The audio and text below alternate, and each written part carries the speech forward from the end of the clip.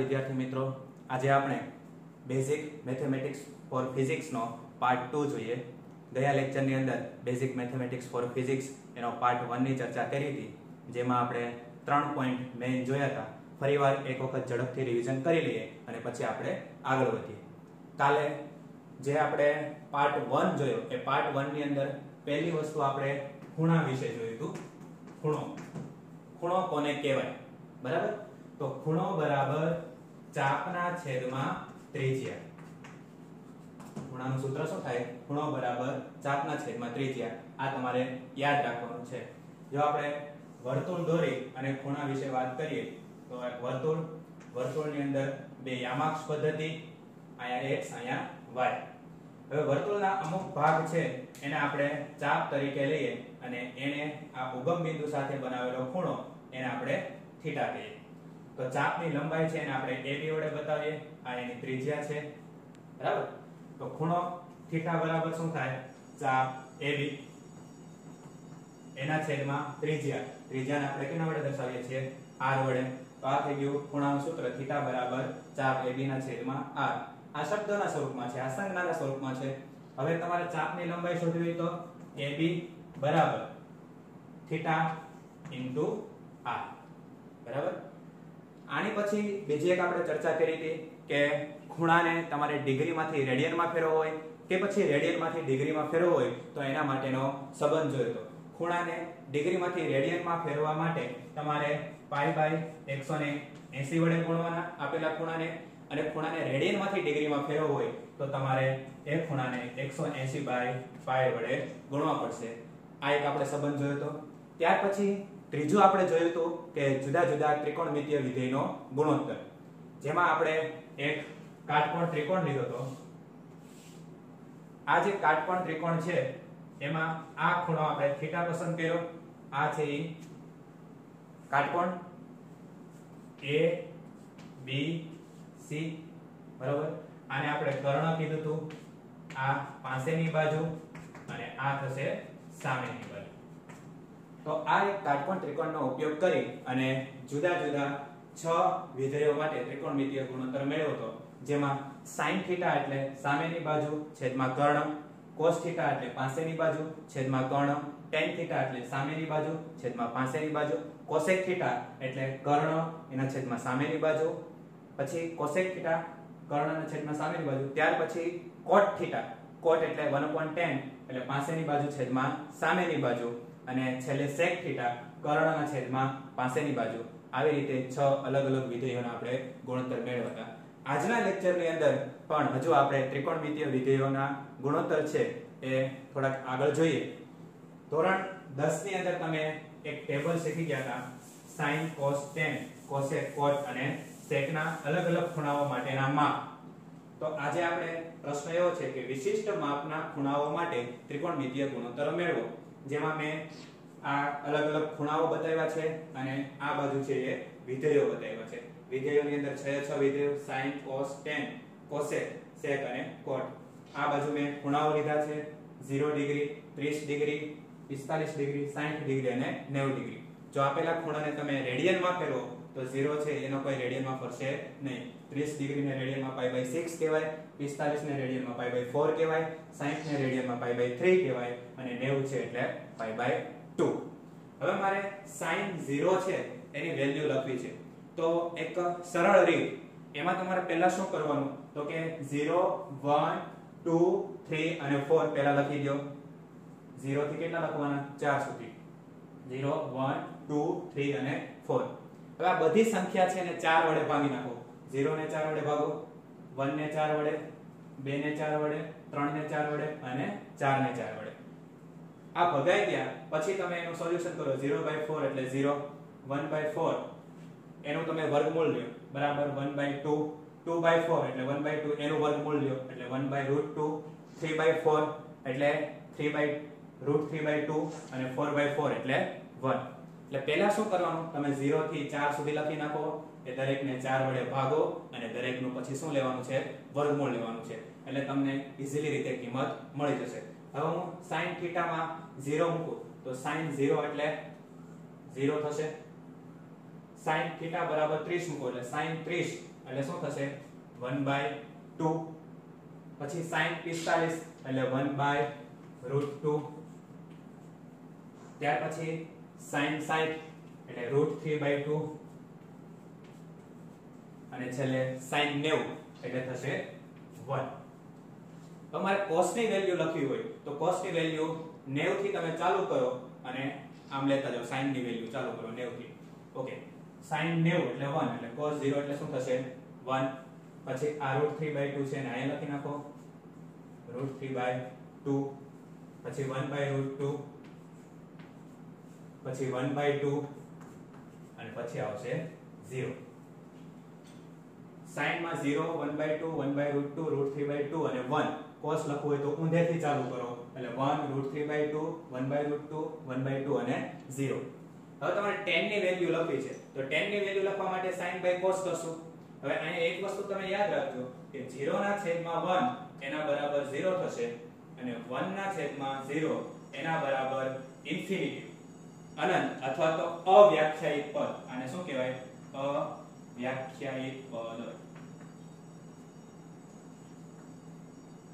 તો અમારે tan θ ની વેલ્યુ લખવી છે 0 ના છેદમાં 1 તો 0 ભાગ્યા 1 એટલે શું થશે 0 ત્યાર પછી 1/√1/2 એના ભાગ્યા √3/2 એટલે 2 કેન્સલ થઈ જશે એટલે અહીંયા આવશે 1/√3 ત્યાર પછી tan 45 એટલે 1 કારણ કે √2 કેન્સલ થઈ જશે એટલે વધશે 1 અહીંયા વધશે 2 કેન્સલ થશે એટલે √3 અહીંયા 1 ના છેદમાં 0 એટલે શું આવશે તો કે અવ્યાખ્યાયિત પદ ઇન્ફિનિટી હવે મારે cosec θ ની વેલ્યુ મેળવવી છે cosec એટલે 1/sin તો 1 ના છેદમાં હું 0 કરું cosec θ એટલે શું થાય તો કે 1 ના છેદમાં sin θ તો 1 ના છેદમાં 0 એટલે શું આવશે અહીંયા 1 ના છેદમાં 0 એટલે ઇન્ફિનિટી 1 ના છેદમાં 1/2 એટલે આ આવશે છેદનો છેદ એટલે છેદનો છેદ જાય અંશમાં એટલે અહીંયા આવશે 2 1 ના છેદમાં 1/√2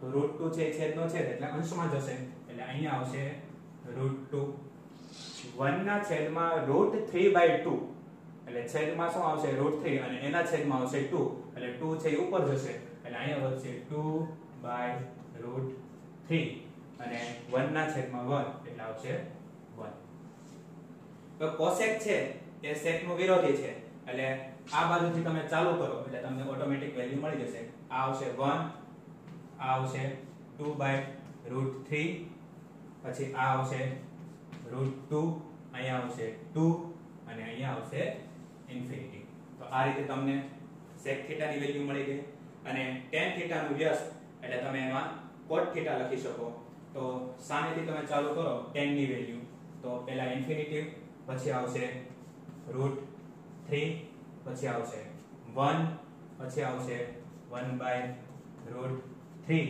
અને છેલ્લે તમે લખશો 0 બરાબર તો આવી રીતે આખું આપણે ટેબલ છે એ સરળતાથી યાદ રાખી શકીએ ફરી એક વખત તમને રિવિઝન કરાવી દઉં કે આમાં શું કરવાનું તો પહેલા આપણે આ બાજુ ખૂણા લખ્યા છે આ બાજુ વિધેયો મેં લખ્યા છે હવે મારે ખૂણા છે 0 30 45 60 અને 90 હવે આપણે ખૂણા છે એને તમારે રેડિયનમાં ફેરવવા હોય તો π/6 π/4 π/3 અને π/2 હવે મારે sin ની પહેલા વેલ્યુ લખવી છે તો પહેલા શું કરીશ 0 થી 4 સુધી લખી દેવાના ત્યાર પછી એને શું કરવાનું તો કે 4 વડે ભાગી નાખવાના અને પછી બધાયનું શું લઈ લેવાનું છે તમારે વર્ગમૂળ લઈ લેવાનું હવે વર્ગમૂળ લઈ લ્યો એટલે તમને ડાયરેક્ટ sin ની વેલ્યુ મળી જશે એ જે sin ની વેલ્યુ મળે છે એને તમે ઊંધેથી સ્ટાર્ટ કરશો એટલે તમને મળશે cos ની વેલ્યુ ત્યાર પછી tan ની વેલ્યુ શોધવી હોય તો sin by cos કરો એટલે tan ની વેલ્યુ મળી જશે cosec ની વેલ્યુ શોધવી હોય તો 1/sin કરો એટલે cosec ની વેલ્યુ મળી જશે પછી તમારે sec ની વેલ્યુ શોધવી હોય તો sec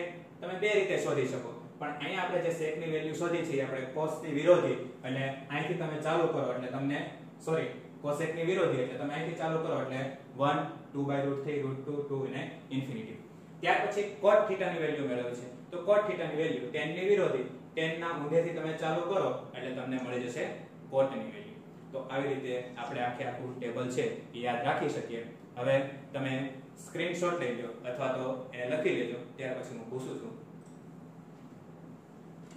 ચાલો હવે આને કાઢું છું આગળ હવે આપણે વાત કરવાની છે એકમ વર્તુળ એકમ વર્તુળ છે એ તમારા માટે એકદમ નવી વસ્તુ છે અને ખાસ ઉપયોગી પણ છે. આખા 11th અને 12th સ્ટાન્ડર્ડ ની અંદર એકમ વર્તુળ છે એ ખૂબ જ જરૂરી છે. હવે એકમ વર્તુળ છે એ મેથ્સ વાળાને તો ખૂબ જ ડિટેલમાં આવવાનું છે, પણ અહીંયા આપણે જેટલું જરૂરી છે એટલું જ કામ અહીંયા કરશું આપણે. તો હવે એકમ વર્તુળ જોઈએ.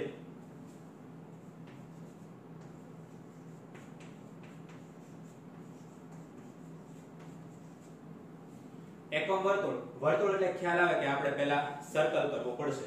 તો હું એક અહીંયા સર્કલ દોરું છું.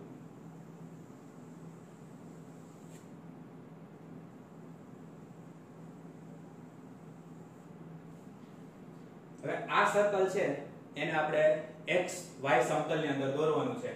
એટલે હું પહેલા અહીંયા x અક્ષ દોરીશ અને y અક્ષ દોરીશ. તો પહેલા આપણે આ y અક્ષ દોરીએ અને આડી છે એ x અક્ષ.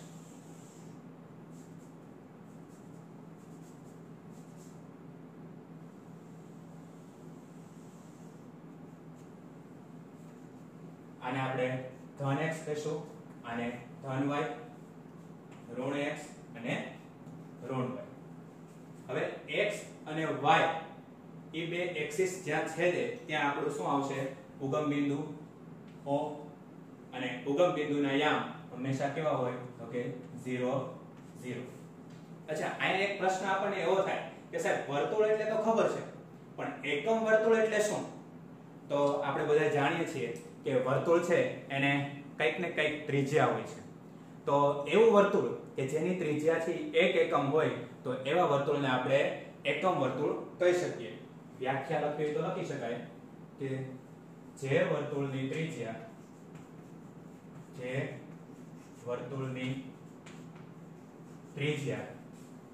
1 એકમ હોય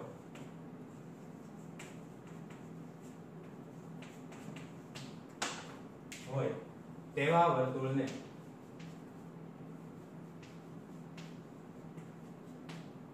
એકમ વર્તુળ કહે છે.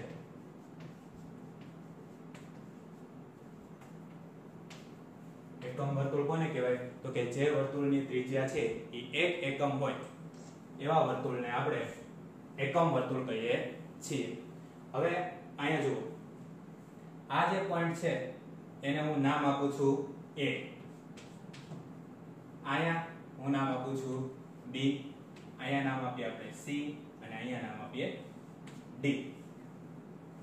તો આ OA છે, OA એ વર્તુળની ત્રિજ્યા થાય. OB એને પણ આપણે વર્તુળની ત્રિજ્યા ગણી શકીએ. OC એને પણ વર્તુળની ત્રિજ્યા ગણી શકાય અને OD છે એને પણ આપણે વર્તુળની ત્રિજ્યા ગણી શકીએ. અને આ બધી ત્રિજ્યાઓનું માપ એ કેટલું હશે? 1 એકમ. તો એના ઉપરથી આપણે લખી શકીએ કે OA એના બરાબર OB એના બરાબર OC અને એના બરાબર શું થશે? OD. અને આ બધી જે ત્રિજ્યા છે એનું માપ કેટલું હશે? તો કે 1 એકમ. ખ્યાલ આવ્યો? અહીંયા આપણે 4 પોઈન્ટ આપ્યા છે A, B, C અને D. O થી A એ વર્તુળની ત્રિજ્યા, O થી B એ પણ વર્તુળની ત્રિજ્યા, O થી C, O થી D એને પણ આપણે વર્તુળની ત્રિજ્યા કહી શકીએ. તો OA, OB, OC, OD એના બરાબર આપણે કેટલું લખી શકીએ? 1 એકમ. એવા વર્તુળને આપણે એકમ વર્તુળ કહીએ છીએ. હવે અહીંયા મેં ઉગમ બિંદુના યામ લખી નાખ્યા છે. ઉગમ બિંદુના યામ O બરાબર 0 0. અમારે A બિંદુ છે, પહેલા આપણે ધન x અક્ષની વાત કરીશું, ત્યાર પછી ધન y અક્ષની વાત કરીશું. તો પહેલા આપણે ધન x અક્ષની વાત કરીએ તો ધન x અક્ષ ઉપર શું છે? તો કે OA છે. ધન x અક્ષ ઉપર શું છે? OA. અને OA બરાબર કેટલા છે? તો કે 1 એકમ. તો અહીં જ્યારે તમે ધન x અક્ષની વાત કરતા હોય ત્યારે એના y યામ શું થશે? હંમેશા 0 થશે. ચાલો, હવે ધન x અક્ષ ઉપર OA આવેલું છે તો OA બરાબર શું છે? તો કે 1. તો આ A બિંદુના યામ શું થયા? તો કે 1 0. ખ્યાલ આવ્યો? સૌપ્રથમ આપણે ધન x અક્ષની વાત કરીએ છીએ. ધન x અક્ષની વાત કરતા હોય એટલે એનો y યામ છે હંમેશા 0 થાય. હવે અહીંયા મેં 1 કેમ લખ્યા? તો કે OA બરાબર આપણી પાસે કેટલા છે? 1. તો x અક્ષના ધન x અક્ષ ઉપર તમે A બિંદુના યામ લખો એટલે 1 0. એવી જ રીતે આપણે ધન y અક્ષની વાત કરતા હોય તો ધન y અક્ષની વાત કરો એટલે x આમ છે એ ઓટોમેટિક શું થઈ જશે 0. હવે OB છે એ ક્યાં આવ્યું છે તો કે ધન y અક્ષ ઉપર. હવે ધન આ y અક્ષ ઉપર OB આવેલું છે તો OB બરાબર પણ શું થાય તો કે 1. તો અહીંયા આપણે B બિંદુના આમ શું લખી શકીએ તો કે 0 અને 1. કારણ કે ધન x અક્ષની વાત કરો છો એટલે x થશે 0 અને ધન x ઉપર OB આવેલું છે અને OB બરાબર 1 એટલે y આમ બરાબર શું થશે 1 એટલે B બરાબર 0 અને 1. ત્યાર પછી C ની વાત કરીએ તો C છે એ કઈ બાજુ છે તો કે x અક્ષ ઉપર પણ ઉગમ બિંદુથી જમણી બાજુ ધન ઉગમ બિંદુથી ડાબી બાજુ શું થશે ઋણ. એટલે અહીંયા તમે x અક્ષની વાત કરો છો એટલે y આમ તો શું થઈ જશે 0 થઈ જશે બરાબર. હવે x અક્ષની આપણે વાત કરીએ છીએ એટલે x અક્ષ OC બરાબર કેટલા થાય 1 થાય. OC બરાબર કેટલા થાય 1 એટલે x આમ 1 પણ અહીંયા આપણે ઋણ x અક્ષ ઉપર વાત કરીએ છીએ એટલે અહીંયા આવશે -1 એટલે C બિંદુના આમ શું થશે -1 0. ફરીવાર ધ્યાન રાખજો જ્યારે આપણે C બિંદુના આમ લખતા હોય ત્યારે કઈ રીતે લખી શકાય તો કે C બિંદુના આમ લખો એટલે તમે x અક્ષ ઉપરની વાત કરો છો તો x અક્ષ ઉપર y આમ હંમેશા કેવો થશે 0 થશે. હવે મારે x આમ લખવો છે તો OC છે એ કઈ બાજુ આવ્યું છે તો કે ઋણ x અક્ષ ઉપર આપ્યું છે તો ઋણ x અક્ષ ઉપર આવેલું બિંદુ OC તો OC બરાબર તો 1 પણ ઋણ x અક્ષ ઉપર છે એટલે શું થશે -1. હવે આપણે d ના આમ લખવા હોય તો d ના આમ લખો એટલે એ આવ્યું છે y અક્ષ ઉપર તો x આમ તો હંમેશા શું થશે 0 થશે. હવે મારે y આમ લખવો છે તો OD છે કઈ બાજુ આવેલું છે તો કે ઋણ y અક્ષ ઉપર તો ઋણ y અક્ષ ઉપર છે એટલે OD બરાબર મારે શું લખવું પડે -1 કારણ કે આ OD છે એ OD બરાબર પણ શું થાય 1 +1 થાય પણ અહીંયા OD બિંદુ છે એ ઋણ y અક્ષ ઉપર આવેલું છે એટલે આપણે અહીંયા નામ લખશું 0 -1 એટલે આપણે આ ચારે આમ લખ્યા a એટલે શું થાય તો કે 1 0 b એટલે 0 1 c એટલે -1 0 અને d એટલે 0 -1 બરાબર. આટલું ક્લિયર. ફરીવાર એક વખત પહેલા આપણે સર્કલ દોર્યું xy સમતલની અંદર ઉગમ બિંદુથી જમણી બાજુ છે ધન x પછી ડાબી બાજુ છે ઋણ x ઉપરની બાજુ ધન y નીચેની બાજુ -y અથવા તો ઋણ y બરાબર. x અને y જ્યાં છેદે એને આપણે શું કહીએ છીએ ઉગમ બિંદુ O અને ઉગમ બિંદુના આયામ કેવા હોય છે તો કે 0 0. હવે મેં ચાર બિંદુના નામ આપ્યા છે a b c અને d. a ના આયામ મેં લખ્યા ધન x અક્ષ ઉપર તો 1 0 b ના આયામ ધન y અક્ષ ઉપર 0 1 c ના આયામ ઋણ x ઉપર -1 0 અને d ના આયામ ઋણ y ઉપર 0 -1 બરાબર. હવે આપણે બધાય જાણીએ છીએ કે વર્તુળ છે એમાં xy સમતલમાં 4 એના ચરણ છે તો આને હું પહેલું ચરણ કહું છું આ છે બીજું ચરણ આને આપણે ત્રીજું ચરણ કહીએ અને આ છે ચોથું ચરણ. તો આ વર્તુળના 4 ચરણ છે પહેલું ચરણ બીજું ચરણ ત્રીજું ચરણ અને ચોથું ચરણ. હવે અહીંયા તમારે એક સૂત્ર યાદ રાખવાનું છે. એ સૂત્ર શું છે તો કે all s t c. સૂત્ર શું છે all s t અને c. પહેલા ચરણની અંદર all લખેલું છે બીજા ચરણની અંદર s લખેલું છે ત્રીજા ચરણની અંદર t અને ચોથા ચરણની અંદર c. હવે આ all એટલે શું પ્રથમ ચરણની અંદર તો કે પ્રથમ ચરણની અંદર all એટલે અહીંયા છે એ બધા ત્રિકોણમિતિય વિધેય ધન આવશે. બધા જ ત્રિકોણમિતિય વિધેય કેવા હશે ધન. તો અહીંયા તમને લખી દઉં પ્રથમ ચરણ. હવે આ પ્રથમ ચરણ છે એ પ્રથમ ચરણની અંદર sin cos tan cosec sec અને cot આ બધા જ કેવા હશે તો કે ધન હશે પ્રથમ ચરણની અંદર. બીજા ચરણની વાત કરીએ તો એમાં s લખેલું છે. s એટલે તો કે sin અને sin નું વ્યસ્ત એટલે cosec. તો બીજા ચરણની અંદર sin અને cosec આ બે જ ધન હશે. બાકીના જે ચાર વિધેયો છે એ કેવા હશે ઋણ. બીજા ચરણની અંદર s લખેલો s નો મતલબ શું થાય sin અને બીજું q તો કે sin નું વ્યસ્ત એટલે q cosec તો sin અને cosec છે એ બીજા ચરણની અંદર કેવા હશે તો કે ધન હશે, બાકીના ચાર વિધેય છે એ કેવા હશે ઋણ. તો આપણે બીજા ચરણની વાત કરીએ. બીજું ચરણ જેની અંદર sin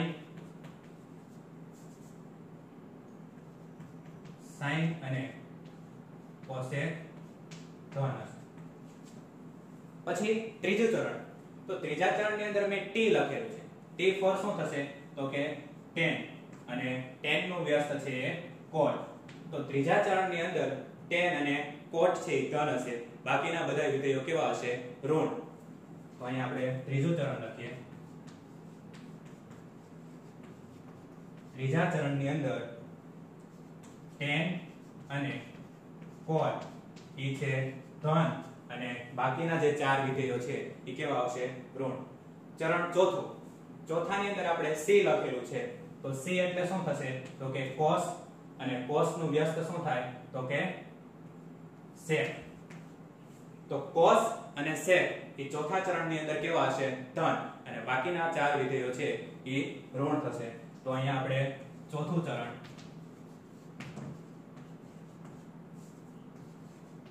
ચોથા ચરણની અંદર cos અને sec એ ધન આવશે, અને બાકીના ચાર વિધેયો છે એ ઋણ આવશે. ફરીવાર ચાર ચરણો, પહેલું, બીજું, ત્રીજું અને ચોથું. આ ચાર ચરણની અંદર તમારે એક સૂત્ર યાદ રાખવાનું છે, all, s, t અને c. all એટલે બધા ત્રિકોણમિતીય વિધેયો પ્રથમ ચરણની અંદર ધન હશે. s એટલે બીજા ચરણની અંદર sin અને cosec ધન હશે, બાકીના બધા ઋણ હશે. t એટલે ત્રીજા ચરણની અંદર tan અને એનું વ્યસ્ત cot છે એ ધન હશે, બાકીના બધા કેવા હશે ઋણ. અને ચોથા ચરણની અંદર c એટલે cos અને sec છે એ ધન હશે. આ સિવાયના બધા વિધેયો છે એ કેવા આવશે ઋણ આવશે. બરાબર. હવે આટલી વસ્તુ ડિસ્કસ કર્યા પછી હવે આની અંદર આપણે ખૂણા જોઈએ. ખૂણા એટલે ધારો કે હું અહીંયા a બિંદુએ છું, પહેલા આપણે ધન x ઉપર જોઈએ. તો આ a બિંદુથી b બિંદુ ઉપર જાઓ એટલે કઈ દિશામાં આવેલો તો કે વિષમ ઘડી દિશામાં. આ કઈ દિશા થઈ વિષમ ઘડી. a થી b ઉપર જાઓ એટલે વિષમ ઘડી દિશામાં. તો આપને ખ્યાલ છે કે જ્યારે તમે a થી b એટલે કે વિષમ ઘડી દિશામાં જતા હોય તો ખૂણો શું થાય વધે. તો હું a થી b સુધી જાઉં, જ્યારે હું શરૂઆત કરું છું ત્યારે મારો ખૂણો અહીંયા ધારો કે 0 ડિગ્રી છે. પછી હું a થી b પાસે જાઉં છું, તો a થી b પાસે જાઉં એટલે મેં અહીંયા જે સ્થાનાંતર કર્યું હોય કેટલું તો કે 90 ડિગ્રીનું. તો a થી b સુધી જાઓ એટલે આ કાટખૂણો થઈ ગયો, એટલે અહીંયા 0 ડિગ્રી હોય તો a થી b અહીંયા પહોંચો એટલે ત્યારે ખૂણો કેટલો થઈ જશે તો કે 90 ડિગ્રીનો. એટલે અહીંથી a થી b સુધી ગયા એટલે ખૂણાના માપમાં શું થયો વધારો. શરૂઆતમાં કેવો હતો 0, પછી સ્થાનાંતર કર્યું એટલે કેવો થયો 90 ડિગ્રી. હવે હું પાછો b થી c ઉપર આવું છું. b થી c ઉપર આવું એટલે ફરી પાછો કેટલાનો વધારો થશે તો કે 90 ડિગ્રીનો. આ 90 ડિગ્રી હતો, પછી અહીંયા b થી હું c ઉપર આવ્યો એટલે વિષમ ઘડી દિશામાં આવ્યો. વિષમ ઘડી દિશામાં આવ્યો એટલે ખૂણામાં શું થશે વધારો થશે. પણ એ વધારો કેટલો થશે આ કાટકોણ ત્રિકોણ બને એટલે 90 નો. પણ જો હું એમ કહું કે a થી હું c સુધી આવું, a થી ક્યાં આવું c સુધી, તો એ જે ખૂણો બન્યો એ 90 + 90 એટલે કેટલા ડિગ્રીનો થશે તો કે 180 ડિગ્રીનો. ખ્યાલ આવે છે. હવે પછી c થી હું d સુધી આવું, તો c થી d સુધી આવું તો વળી પાછું આ મેં 90 ડિગ્રી સ્થાનાંતર કર્યું વિષમ ઘડી દિશામાં એટલે ખૂણામાં શું થયો વધારો. તો c થી d સુધી આવું એટલે વળી પાછો શું થશે 90 નો વધારો. પણ આપણે ક્યાંથી આવ્યા તો કે a થી b, b થી c અને c થી d. એટલે આ જે ટોટલ ખૂણો છે 90 + 90 + 90 એટલે 9 * 13 = 27. અહીંયા કેટલો આવશે 270 ડિગ્રી. અને આવી રીતે હું પાછો d થી a તરફ જઈશ, d થી a તરફ જઈશ એટલે વળી પાછો આ છે કાટકોણ ત્રિકોણ કાટખૂણો બનશે. કાટખૂણો એટલે વળી પાછો આ ખૂણાની અંદર 90 નો વધારો થશે. વિષમ ઘડી દિશામાં જાઓ એટલે ખૂણો ધીમે ધીમે વધતો જાય. તો અહીંયા 270 છે, એમાં ફરી પાછા હું 90 ઉમેરું એટલે આ થઈ જશે 360 ડિગ્રી. પહેલા કેટલો હતો 0 ડિગ્રી. અને આખું સર્કલ ફરીને તમે ફરી પાછા 0 આવો છો ત્યારે કેટલો થઈ જશે 360 ડિગ્રી. ખ્યાલ આવ્યો? કારણ કે આપણે a b c d અને a એટલે a થી ફરી પાછા તમે a ઉપર આવો એટલે 4 વખત 90 નો ઉમેરો થાય 90 + 90 + 90 + 90 એટલે ટોટલ કેટલો થયો 360 ડિગ્રી. વળી પાછા તમે a થી પાછા b ઉપર જાઓ તો 360 માં પાછો 90 નો ઉમેરો થાય તો 360 માં તમે 90 નો ઉમેરો કરો એટલે કેટલા થશે 40 ને 50 450. અહીંયા બીજો ખૂણો કયો આવશે 450 ડિગ્રી. એટલે તમારે અહીંયા એક યાદ રાખી લેવાનું કે વિષમ ઘડી દિશામાં તમે જો જાતા હોય તો 90 ડિગ્રીનો વધારો થાય. ખૂણાની અંદર શેનો વધારો થાય 90 ડિગ્રી. તો આ 450 આવ્યા. હવે 450 આવ્યા વળી પાછા તમે c ઉપર આવો તો 450 માં પાછા 90 ઉમેરો તો કેટલા થશે 540. આ થઈ ગયા 540 ડિગ્રી. 540 માં 90 ઉમેરો એટલે અહીંયા કેટલા આવશે 630 ડિગ્રી. 630 ડિગ્રીમાં પાછા 90 ઉમેરો એટલે આ ખૂણો તમારો કેટલો થશે 720 ડિગ્રીનો. તો આવી રીતે તમે a થી b b થી c c થી d ઉપર ફરતા રહ્યો તો ખૂણાની અંદર 90 ડિગ્રીનો છે એ વધારો થતો રહે છે. હવે આ જ ખૂણાને જો મારે આ ડિગ્રીમાં લખ્યા છે એને મારે રેડિયનમાં લખવો હોય તો કઈ રીતે લખી શકાય? તો આ 0 છે એને આપણે રેડિયનમાં લખી શકીએ નહીં. 90 છે એને મારે રેડિયનમાં લખવા હોય તો π/2. પછી આ 180 એને રેડિયનમાં લખવો હોય તો π 270 એટલે 3π/2.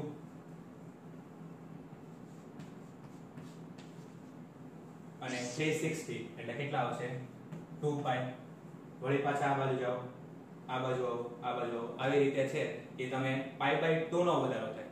અહીંયા આપણે લખ્યું ડિગ્રીમાં હોય તો 90 ડિગ્રીનો વધારો અને રેડિયનમાં હોય તો π/2 નો વધારો થતો રહે. અને આને જો તમારે ઈઝીલી રીતે યાદ રાખવું હોય તો એવી રીતે રાખી શકાય. અહીંયા π હોય તો અહીંયા 2π, આ બાજુ આવશે તો 3π, આ બાજુ આવો તો 4π, આ બાજુ આવો તો 5π, આ બાજુ આવો તો 6π. એવી રીતે 0 π 2π 3π 4π 5π 6π 7π 8π એવી રીતે છે એ ખૂણાની અંદર વધારો થતો રહે. આ બાજુ આપણે જોઈએ તો π/2 3π/2 અહીંયા આવશે 5π/2, નીચે આવશે 7π/2, અહીંયા આવશે 9π/2,